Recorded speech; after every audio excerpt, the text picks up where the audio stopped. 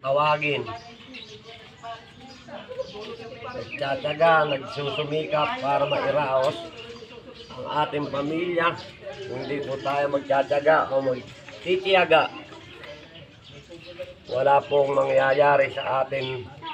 Kaya hanggat may oras pa, magtiyaga po tayo.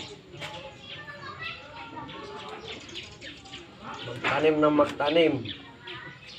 Pag nagtanim po tayo ng gulay, siguradong aani din po tayo ng gulay. Pag nagtanim tayo ng kabutihan loob sa kapwa, aani din tayo ng kabutihan loob. Kaya ang mga mababait ay laging umaani ng mga kabaitan. Pag nagtanim ka naman ng gulay, aani ka ng gulay. Kaya ganon ang kailangan natin. Magtanim lang talaga ng magtanim, magtiyaga. Yan po, natapos ko na po ang aking pagtitiba o pag-harvest ng pechay.